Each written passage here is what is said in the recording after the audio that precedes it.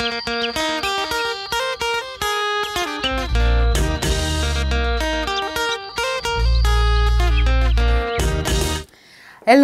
bonjour, mbote nabino, jambo. My name is Jessica Kiil, Mama Africa. Mama Maibobo, that means the mama of children in the street.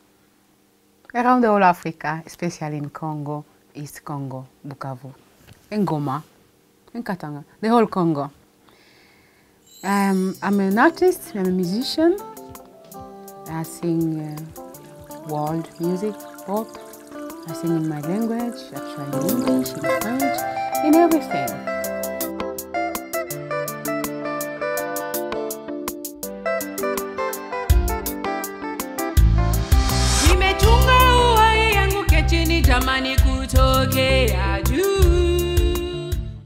I'm a leader of the little organization called Perle Noire. Perle Noire, which means black pearls. The reason why I call those kids black pearls because they are very special kids. They are the people, they are the kids which the society may be pretending they can't see. But I'm lucky because I use my third eye to see those kids from far away. That's what Mama Africa, that's what the African women always do. I live in Norway for 21 years. I left Congo when I was 21. I started Perle Noire in 2008. It's not like I started just like that day.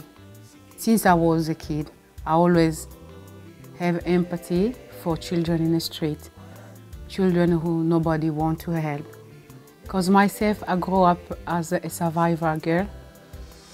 The only thing we have in our house was love, family love. We have dinner sometimes, not sometimes. Yeah. I was born in under Mobutu regime, which was a really survivor period in Congo. And then from that time, before the war in Congo, I was working with volunteers. We started a small group. From that time I was 15. We started a small group, we called it CRER, Centre de Récupération des Enfants de la Rue. That means Center for Recuperation for Children in the Street. My job was being a mom. I love playing mom. I'm a mom, but I love playing mom, having a lot of responsibility. My hobby, because I was not really happy with the school system. I always ran away from school because I was beaten. I was told that I'll never be anything in life. And then I didn't see the reason to stay at school. But I could not go home. So what I did was to go in the street, in the market, and found those kids who nobody see. I always sit with them, cutting the hair, removing the small animals which enter the skin. And when it was the time to go home, like I pretend like I was at school, I'll go home. And then I got really good contact with the children without parents. And then it became my job as a teenage. I remember the first time in my town it was like a 90s, we got a refugee from Somalia. I never see a little bit lighter baby before. And in Africa, we always have dolls, can look like blonde. And I wanted to have my own blonde doll. So instead of hoping mom will buy me a doll one day, I remember I went and stole 5 small girls from that place where they put those refugees. It was just a big car, came with a small kid. We didn't understand anything in Bukavu. And then I stole 5 kids from them and I took them home. I told Mom, Mommy, look, I found my own kid. I just have 5 dolls to take care of and they're talking. I don't know what they're talking, but I love them. My mom, she could not understand. She told me every kid has to be with the mama and the father. Those kids didn't come from your imagination. You have to return them. I was lucky because those kids, they just follow you wherever you go. They don't know nothing. They're so desperate. I remember that time, the war was not in Congo. It was kind of 89, something like that. And then I took the kid back, and the one big car came and took those kids, and they went. We didn't know where the kid went. So since that day, that thing really did something with me. And what I learned is when the kid is in the street, he lose the parents, nobody care. Anybody can just come and pick her or him and do whatever they want. For me, it was something I didn't understand, to be without my father, without my mother, even if we didn't have a TV or radio or anything material. And then I really got this big love to have 50 kids when I get married one day. So that idea really killed me. So I loved from the start. I'm a big sister in the family.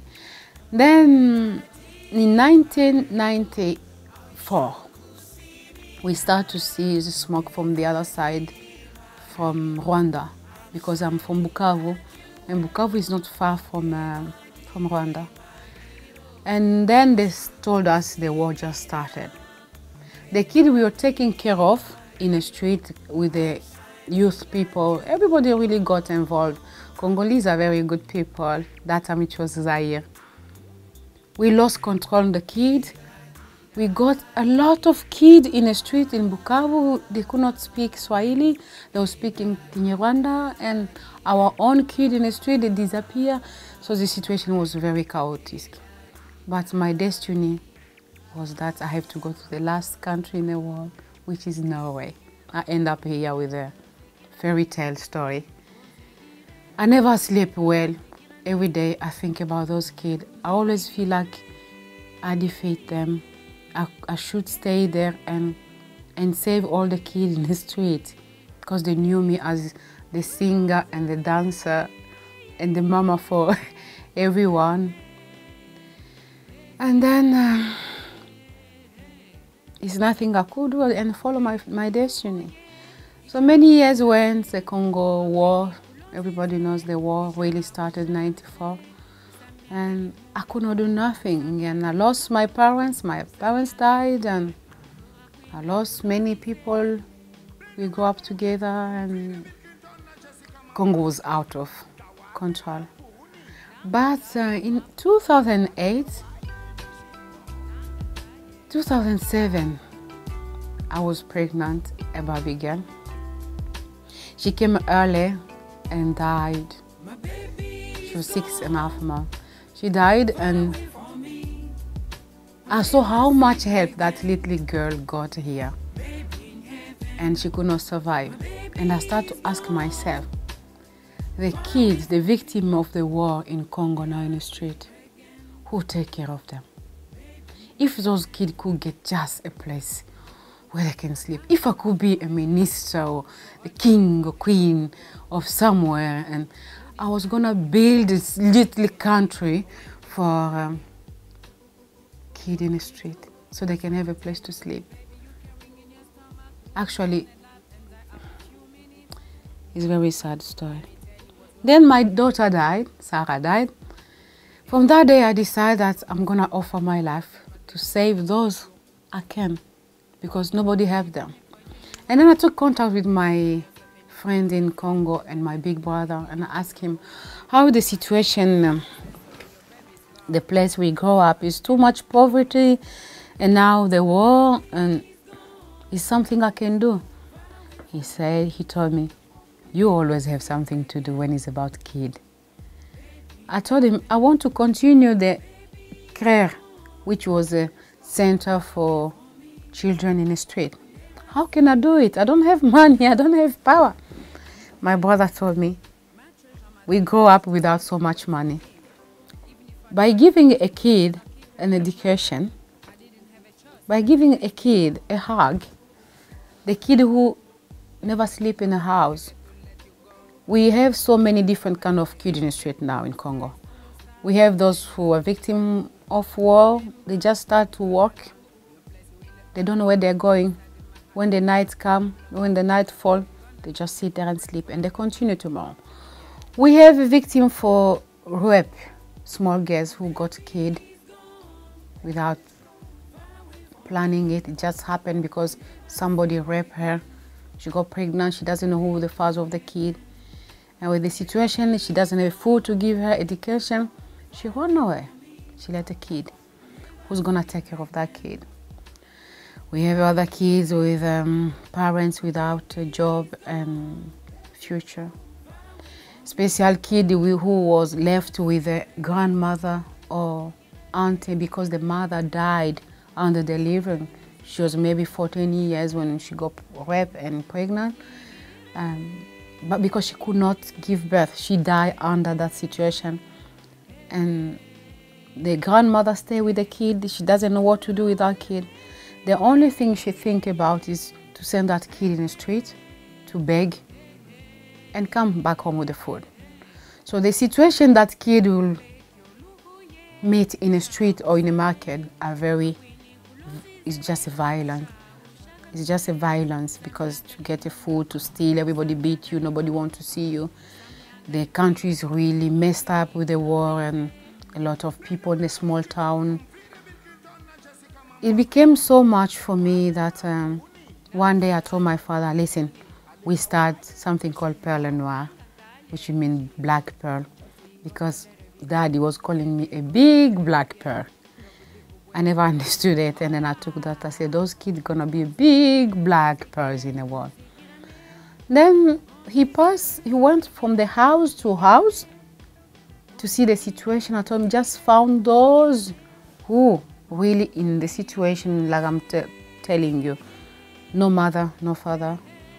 Many of them come from old soldiers who was forced to go in the war and died. The kids stayed there, you know, it's a very critical situation.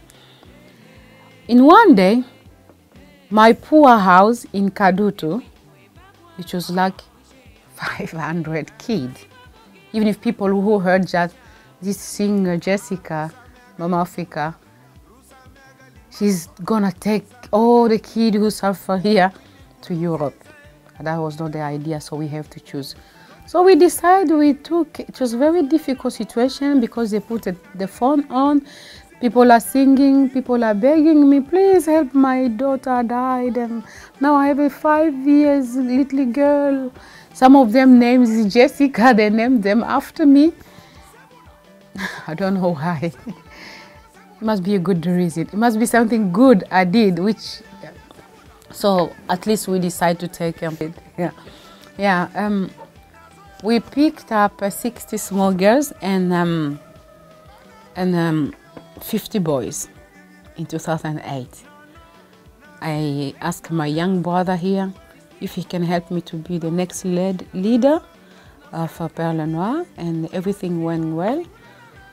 So what I do, people ask me, how do you support 100 kids yourself? You're nobody. You have no money. You have no first job. I tell them, I have love. I have a big heart. I'm a fighter since I was young. I grew up in a Mobutu regime. I know how to survive. I'm a Congolese. I have a Congolese root. I have African roots. African roots for me is like, even if with water, as long love is around, everything's gonna be just fine. So what I do is to find the jobs, I go and sing some festival, they give me jobs, and I sing, I shake my body, I show, I make people happier, stuff like that. And they love it. And I say, oh, thank you God for this talent. And they pay me, and some of my friends, sometimes they help me with small money. I do a lot of things to collect money to help those kids. But 80% of the help comes from my own pocket, which really make my situation difficult. And it doesn't scare me because myself, we have dinner every day, but we survive.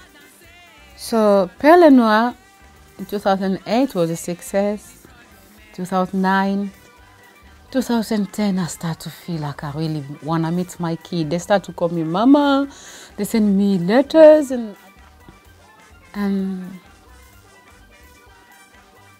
I decide I want to go back home after 20 years.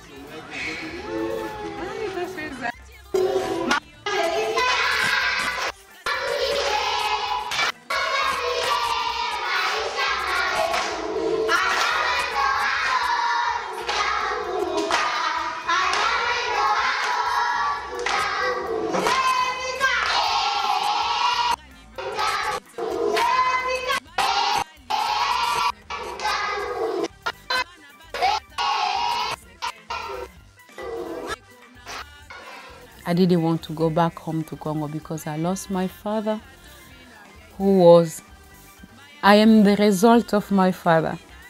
I have a wonderful parents who opened the door and shared a small bread we have with the whole neighborhood, and is some of the gifts I got.